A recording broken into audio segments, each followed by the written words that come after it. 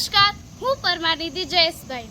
કોટે મોર ટહુકિયો ને વાદળ ગરજે વીજ, મારા રુદાને રાણો સાંભળે જોને આવી અષાઢી બીજ.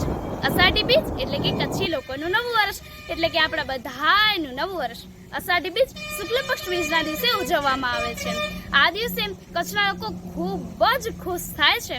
કચ્છના લોકો પહેલા પણ ખેતી પર જ નભતા હતા. તેમનો મુખ્ય વ્યવસાય ખેતી જ હતો, તેથી તેઓ વરસાદ પર જ નિર્ભર રહેતા હતા.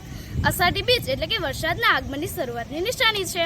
ત્યારે અમદાવાદમાં ભગવાન જગન્નાથની ભવ્ય યાત્રા નીકળે છે.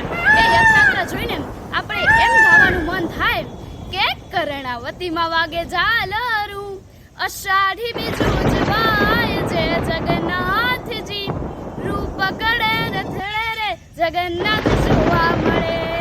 અને જ્યારે ઝરમર મેહુલ્યો વરસી રહ્યો હોય ત્યારે આપણે સુંદર મજાનું એવી એક સરસ મજાનું ગીત ગાવાનું મન થાય